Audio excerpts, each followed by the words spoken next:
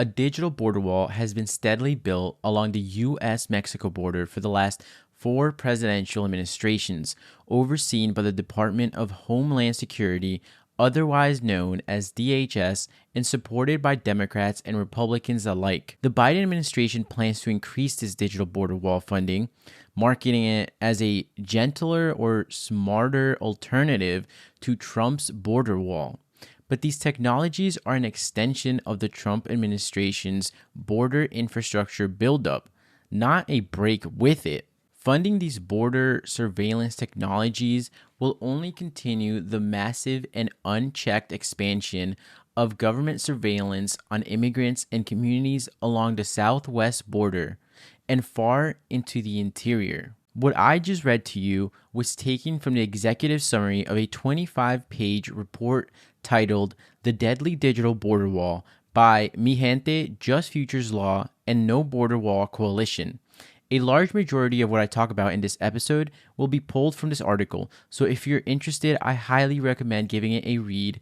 The link will be in the show notes, or you can find it at notechforice.com/resources. What is going on, everyone? I'm your host, Kevin Munoz. This is the Leo Podcast Tech segment where we talk about all things tech. This is today's free episode. If you want early access to episodes and bonus episodes, you can find that right now on our patreon.com/LatinaAmericaneo. And if not, then enjoy this one. For today's tech segment, we're going to be talking about the massive investment in smart border technology and the 14 most important pieces of surveillance technology that make up the U.S. digital border wall, according to immigrant-rights groups. All this and much more coming up right now on the Leo Podcast.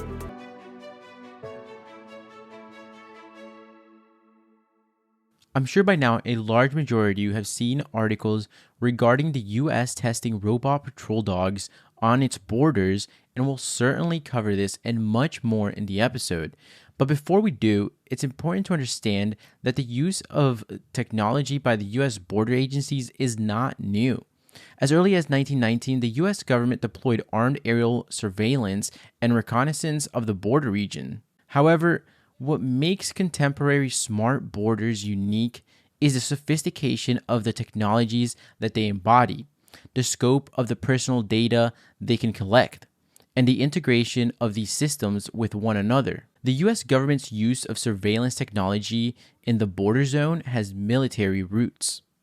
The system's origins can be traced back to technological tools, including acoustic and heat sensors used during the Vietnam War to track the Viet Cong. After the war ended in 1975, the government installed 177 of the Pentagon's Vietnam-era ground sensors along the U.S. Mexico border, laying the foundation for the germinal elements of what's become a virtual fence. By 2012, the number of ground sensors had expanded to 12,000 across the southern border. Today, there are some 20,000 ground sensors across the southwest border, according to U.S. Customs and Border Protection, otherwise known as CBP. The investment in smart border technology continued under Presidents Ronald Reagan and George H.W. Bush and accelerated under Bill Clinton.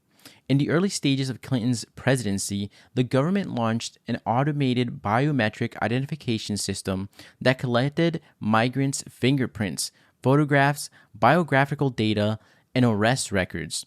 Beginning in 1997, 2 surveillance programs were rolled out that placed cameras and ground sensors in urban border crossings in San Diego, Arizona, and Texas. The U.S. has since expanded its efforts to monitor the border. From 2006 to 2011, the government appropriated roughly $1.5 billion to establish a surveillance system made up of towers and ground sensors. The Department of Homeland Security put an end to the program in 2011, pointing to its costs and problems with the technology, including ground sensors unable to distinguish between the footsteps of animals and humans.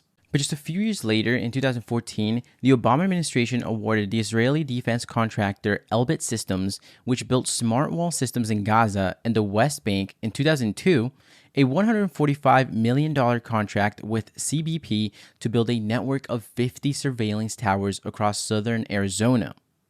The U.S. government has directed hundreds of millions of dollars into this project in the past few years alone.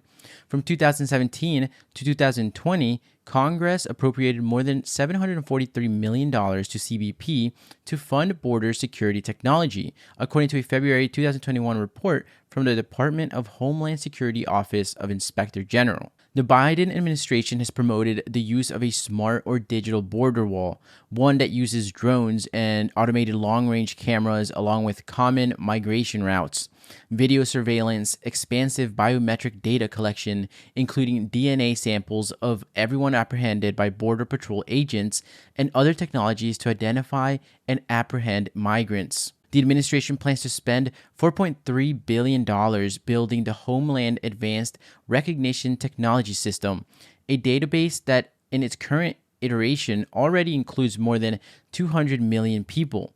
This system, which the Department of Homeland Security says will replace outdated technology, will combine biometric data like fingerprints, scars, and tattoos with facial recognition data, eye scans, voice prints, and even DNA.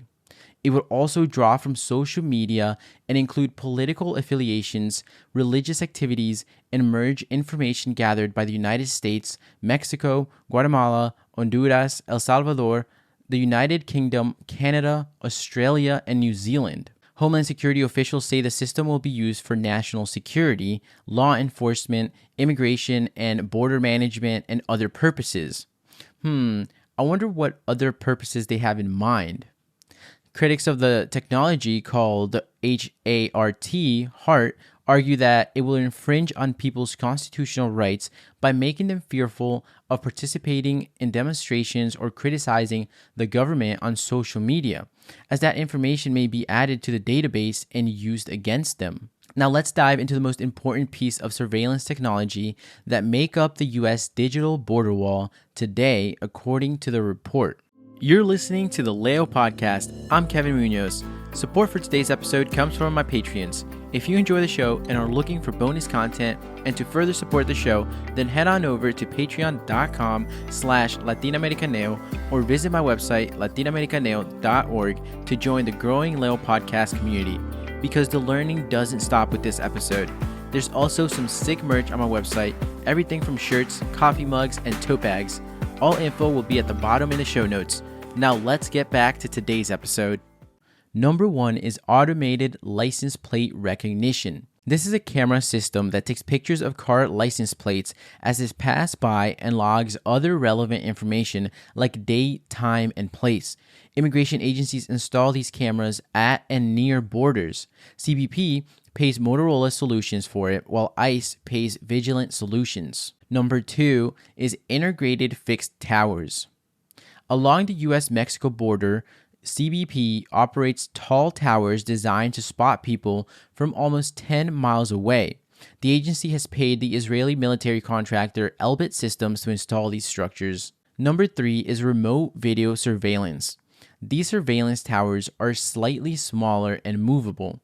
General Dynamics won a $177 million contract for installing these in 2013.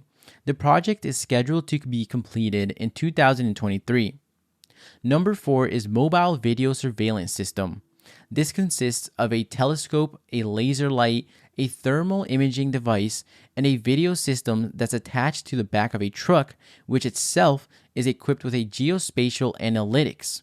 Since 2015, Tactical Micro has been providing CBP with dozens of systems, and Pure Tech Systems has been providing the in-vehicle geospatial analytics. Number 5 is autonomous surveillance towers. CBP uses these towers to scan the landscape for people. Enduro has been providing them since 2018. They come equipped with software designed to distinguish people from animals and store images of human faces. Number 6 is drones. CBP has used large and small drones to survey remote areas of land and even the sea for evidence of migrants. General Atomics, AeroVironment, Flare Systems, Lockheed Martin, and Enduro have all provided CBP with surveillance drones. Number 7 is E3 Portal. This software sends files of fingerprint scans, pictures of faces, and iris images captured by separate pieces of hardware to both ICE's case management system for enforcement and removal operations, ERO, and the DHS Wide Ident database. According to the Department of Homeland Security, the automated biometric identification system stores 260 million unique identities and processes more than 350,000 biometric transactions per day. Number 8 is Heart Biometric Database. According to the report, the Homeland Advanced Recognition Technology, known as HART system, is a database of biometric data such as faces, images, DNA profile, iris scans, fingerprint scans, and audio files called voice prints that's hosted on Amazon Web Services and being developed by Northrop Grumman. It will eventually replace the automated biometric identification system currently used by DHS. Number 9 is Biometric Facial Comparison. This is a face matching tool that CBP uses at the U.S. border and entry ports like airports. A camera takes a picture of a traveler and compares it with a passport or other form of ID. CBP says it stores comparison photos of U.S. citizens in ident for 15 years. Number 10 is CBP One application. This is a mobile app on which Border Patrol agents can collect biometric and other personal information on migrants and asylum seekers. Data can be logged into the app includes phone numbers, employment and family information, marital status, people traveling together, permanent address abroad, and destination in the United States, as well as a photograph to be run through CBP biometric records. Number 11 is mobile phone hacking.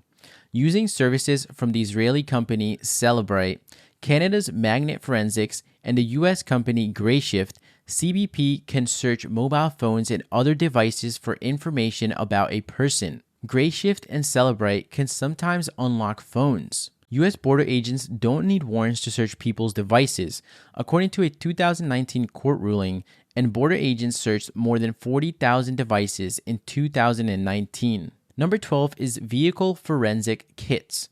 These are pieces of software designed to extract personal information stored in cars, including call logs and navigation histories. CBP has paid Burla Corp, which partnered with the Swedish mobile forensics company MSAB for this service.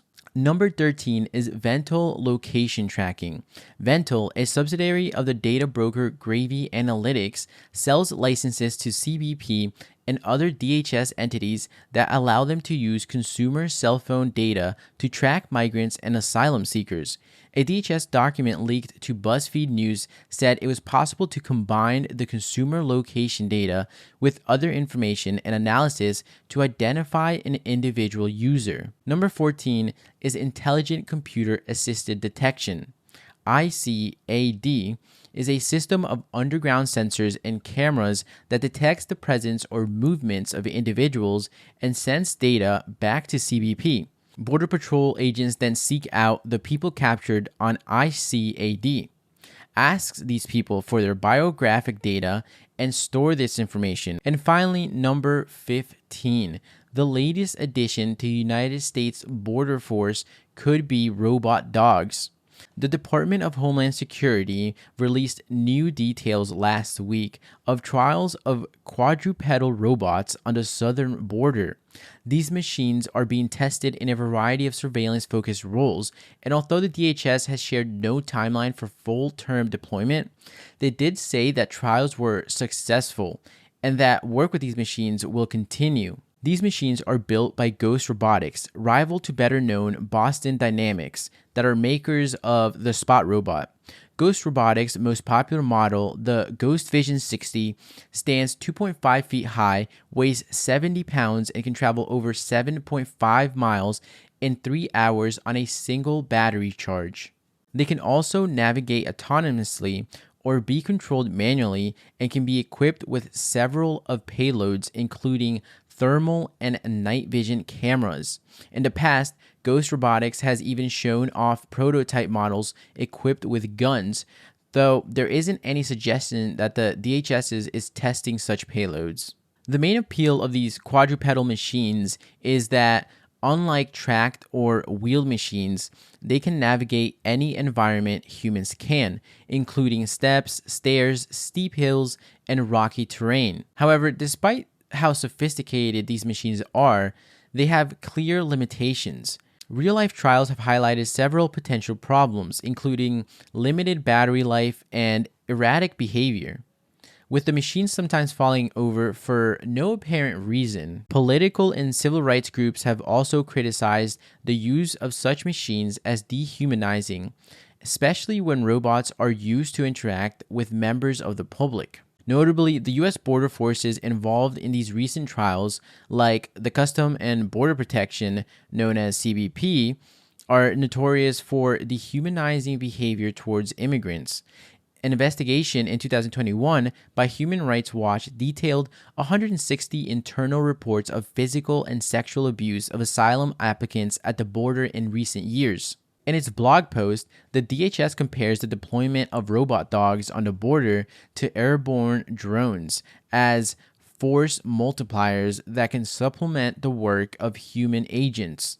As attempts to build physical walls across the United States borders stall, the government has increasingly turned to technological solutions, and robot dogs look like an obvious addition to this package.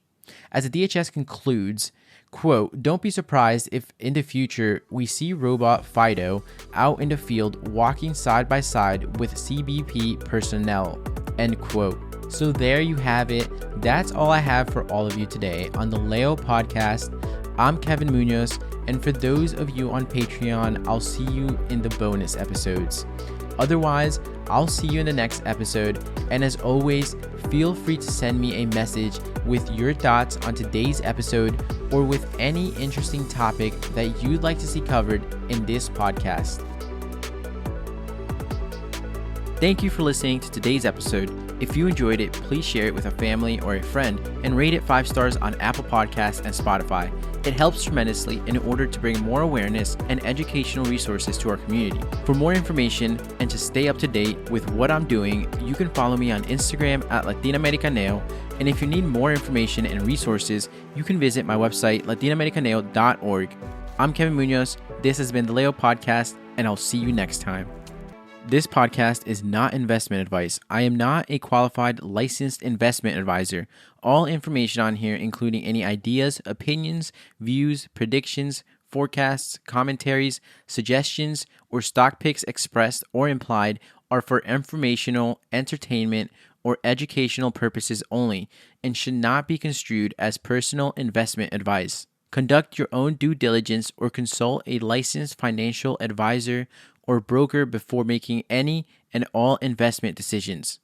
Any investments, trades, speculations, or decisions made on the basis of any information found on this podcast, expressed or implied, are committed at your own risk, financial or otherwise.